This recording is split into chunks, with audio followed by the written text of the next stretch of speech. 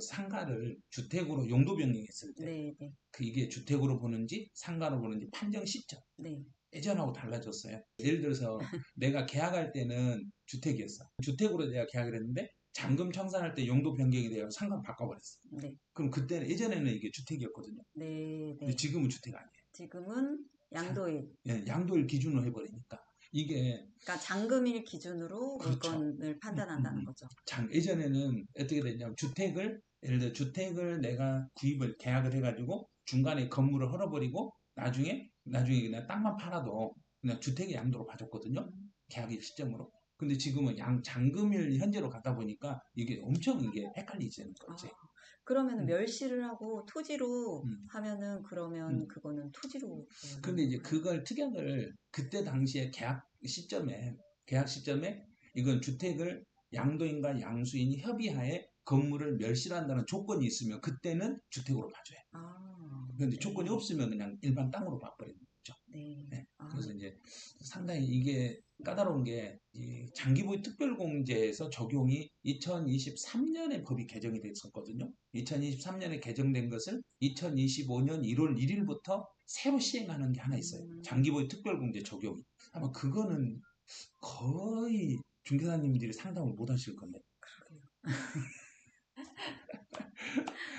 그게 어떻게 되냐면 음, 예전에 그 주택에서 용도 변경이 돼가지고 상가로 바뀌었어. 근데 상가에서 또 주택으로 바뀌었어. 네.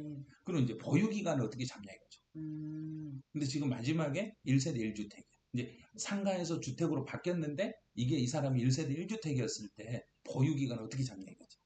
왜 보통 이제 상가는 상가 일대로 잡고 음, 주거 음, 주택으로 바뀌었을 때는 이제 주택으로. 주택으로 네. 보는 게 음. 맞는 것 같습니다. 그렇게 맞는데 1세대 1주택이니까 최대 그럼 이제 예를 들어서 앞에서 보유 기간을 상가로 보유 기간을 예를 들어서 5년 하고 네, 주택으로 보유 기간을 5년 하고 들어가서 5년을 거주했다. 네. 그러면 그때는 이제 아주 복잡해져요. 그리고 상가였을 때는 2%잖아요. 2%죠. 주택이면 4%. 4%고. 그리고 둘이 합치면 최대 몇 프로겠어요? 이게 이제 물어보면 깜깜한 거예요. 예를 들어서 상가였을 때는 2%씩 적용하면 최대 30%잖아요. 네. 근데 주택이었을 때는 보유기간 4%씩 해서 최대 40%잖아. 40%. 네. 그런데 일부는 상가고 일부는 주택이었을 때도 마지막에 주택이면 보유기간, 이제 상가 보유기간 플러스 주택의 보유기간 합쳐서 두 개 합쳐서 40%예요. 아, 근데 이게 계산이 진짜 복잡해져요. 네. 그리고 또 거기다 플러스 주택이 5년 거주했다 했잖아요. 네, 5년 네. 거주니까 곱하기 4%씩 해가지고 최대 40%까지 또 적용해서 음, 두 개 합쳐서 80%가 돼요. 네. 이런 게 2023년에 법을 개정해 놓고 시행은 2025년부터 시행하는 2년 뒤에. 그럼 누가 다 기억을 할까요? 그러니까 그러니까 그런 부분을 이제 중개사님들이 기억을 해가지고 이런 부분을 홍보를 소식지에다 홍보를 해가지고 상담을 조금 더 풀어가지고 상담을 그 소식지를 발부를 해주면 거기 궁금증이 생길 거예요. 그럼 반드시 전화 오게 돼 있어요. 네, 그럼 그런 분들은 여기서 전화 상담 조금만 더 잘하잖아요. 네, 그럼 네. 다른 사무실로 절대 안 가고 우리 고객이 되는 거예요. 음. 그리고 제일 음, 또 힘든 게, 음, 그러니까 항상 음. 얘기하시잖아요. 세법 개정이 됐다고 해도 교수님이 항상 얘기하실 때 그렇죠. 언제 시행되는지를 그렇죠. 가려라. 저희가 아마 이제 개정 막 이렇게 하면 음. 기사가 엄청나게 쏟아지잖아요. 당장 다음 달부터 막 계약분부터 되는 것처럼. 아니, 근데 저희도 절대 너무 신문 기사 헷갈리거든요. 믿으면 안 돼요. 아, 맞습니다. 법제처에서 그 입법 예고가 나오고 시행 통과가 되면 제일 밑에가 이거는 언제부터 시행한다는 시행 그 날짜가 나와요.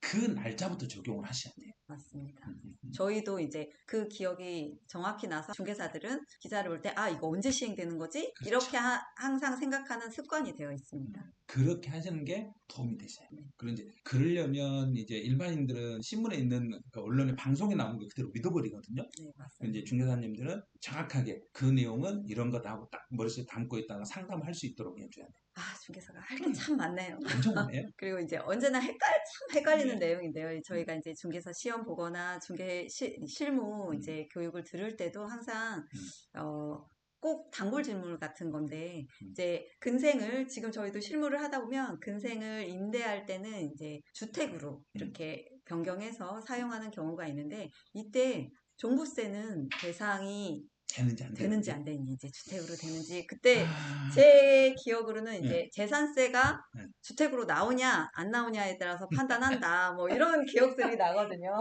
아, 그, 그 부분은, 끝나지 않는 질문입니다.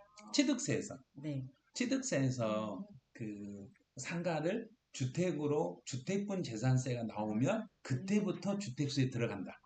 여기 취득세가. 네. 종부세는 그런 게 아니죠. 네. 종합부동산세는 그런 규정이 없어요. 아하. 네. 또 제가 취득세랑 헷갈렸네. 이제 아니, 너무 그게 왜 헷갈리냐면 취득세 내용을 재산세에서 그대로 적용을 해요. 그래서 지금 종합부동산세 주택은 어디에서 주택인지를 알으셔야 돼요. 주택의 개념이 종합부동산세에서 주택의 개념은 어디에서 주택을 그대로 가져오는지 어디서 가져오는지 혹시 아세요? 종합 종합부동산세 주택은 어디에서 통보를 받는지 잘 몰라요. 그러죠. 지방자치단체에서 지방자치단체에서 주택분 재산세로 과세된 것은 모조리 국세청으로 통보를 해요. 모조리. 네. 그러면 재산세에서 주택분으로 이미 과세가 된 부분이라면 종부세로 다 넘어오잖아요. 네. 그럼 반대로 돌려봐요. 재산세에서 주택분 재산세가 안 나온 것은 통보 안 된다는 거잖아요. 네. 그러면 이 근생은 통보된 거는 주택이었고, 주택이었고. 그러니까 주택분으로 과세된 건 국세청으로 통보됐으니까 종부세 대상이 되는 거고. 네. 근데 통보 안 된 것은 그냥 지금도 오피스텔 상가로 돼 있으니까 통보 안 그냥, 했을 거 아니에요. 네. 그러면 종부세 안 나온다는 얘기죠. 그래서 그런 얘기들이 그렇죠. 그래서 그래서 나오는구나. 그게 그 말이 나왔던 거예요. 그래서 재산세에서 일단 과세를 해서 재산세에서 국세청으로 통보하냐 안 하냐 요걸로 따지시면 돼요. 그래서 주택분 재산세가 나온 것은 종부세 대상으로 들어갈 수도 있고, 네. 근데 다 들어가는 게 아니고 또 대상으로 종부세로 넘어오면 그 중에서 각종 법률에서 정한 일정한 주택들이 있어요. 그거는 주택에서 종부세 대상 주택에 또 빠져요. 다 되는 게 아니고 국세청에서 일부러 또 빼. 예. 그래서 임대주택 같은 경우는 내가 1세대 2주택인데 하나는 임대를 내주고 하나는 내가 실거주하고 있는 상태라면 그 임대 내준 집은 종부세 계산에서 빼주고 빠질 수도 있고, 네, 네. 그다음에 뭐 사원용 주택이나 미분양 주택이나 뭐 엄청 많잖아요. 그런 주택도 다 빠져요. 근데 일단은 무조건 재산세가 뭘로 나왔는가 한번 물어보세요. 네. 이번에 혹시 근생이 주택분 재산세가 나왔어요? 아니면 건축물로 나왔어요? 물어보고 재산세 고지서에 딱 보니까 건축물인데요. 아 그러면 종부세 대상 아니에요. 네. 그런데 이건 주택분으로 나왔네요. 아 그거는 종부세 대상으로 들어갈 수도 있어요. 이렇게 말을 하셔야 돼요. 네. 네. 명쾌해졌습니다. 그렇죠. 네. 인재 상담 금방 하시겠죠. 네.